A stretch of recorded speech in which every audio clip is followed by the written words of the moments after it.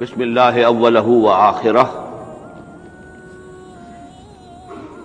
پچھلی نشست میں جو گفتگو چل رہی تھی وہ فہم قرآن کے ضمن میں کچھ بنیادی اصول کہ جنہیں اگر پیش نظر رکھا جائے تو سہولت ہو جائے قرآن کے سمجھنے میں۔ 5 چیزیں بیان ہو چکی تھی۔ نمبر 1، قرآن کا اسلوب استدلال منطقی نہیں ہے، فطری ہے، نیچرل اور خطابی ہے، انسان کو خود غور و فکر کرنے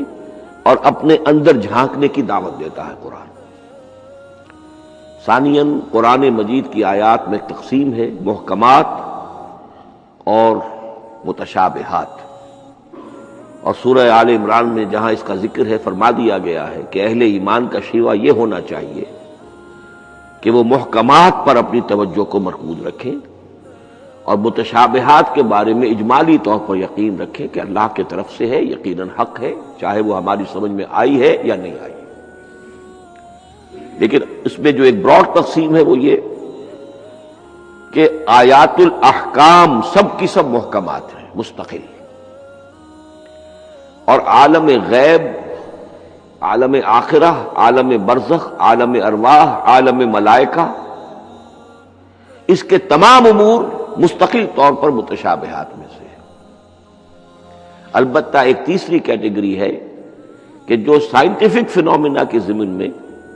ہو سکتا ہے کہ ایک شے آج متشابہات میں ہو، کل وہ محکمات میں داخل ہو جائے، جبکہ انسانی علم جو ہے وہاں تک پہنچ جائے اور اس کا ادراک کر سکے۔ نمبر 3، تفسیر زیادہ تر لفظی طور پر اور نحو اور صرف سے بحث کرتی ہے، تعویل کا مقصد ہے اصل مدلول تک پہنچنے کی کوشش کرنا۔ نمبر 4، تعویل میں عام اور خاص کانٹیکسٹ میں، زمان و مکان کے خاص کانٹیکسٹ میں جب قرآن نازل ہوا تو کسی آیت کا کیا اصل مفہوم تھا جو سمجھا گیا، اس میں شان نزول کی روایات کو بھی اہمیت حاصل ہوگی۔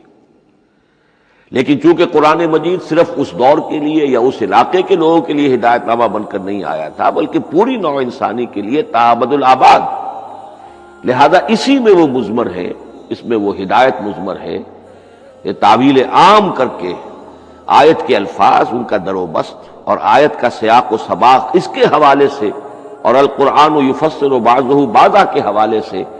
یقیناً جو ہے اس میں ابدی ہدایت جو مضمر ہے وہ بھی حاصل کی جا سکتی ہے۔ نمبر 5، تذکر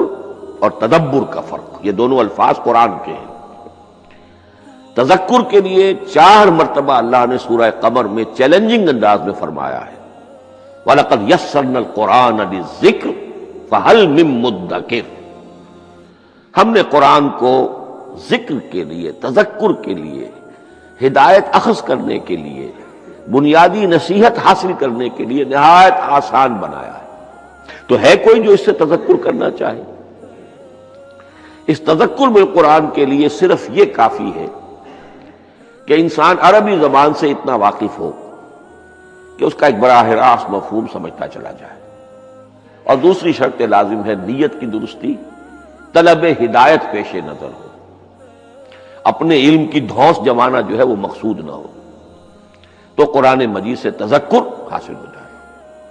تدبر کے اعتبار سے قرآن مجید مشکل ترین کتاب ہے، بلکہ میں نے اس وقت ایک غلط لفظ استعمال کر دیا تھا، دنیا کی مشکل ترین، یہ دنیا کی کتاب ہے ہی نہیں، یہ تو مشکل ترین کتاب ہے، بھائی مانا کہ اللہ تعالیٰ کے علم کامل سے اس کا نزول ہوا ہے، اس علم کا احاطہ کسی انسان کے لیے ممکن نہیں ہے۔ اسی طرح یہ قرآن ایک ایسے سمندر کے مانند ہے جس کا نہ کوئی کنارہ ہے اور نہ ہی اس کی کوئی تہہ ہے،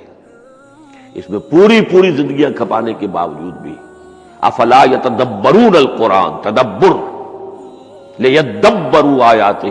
ولیتذکر اولو الالباب، یہ 2 اصطلاحات خود قرآن کی ہیں۔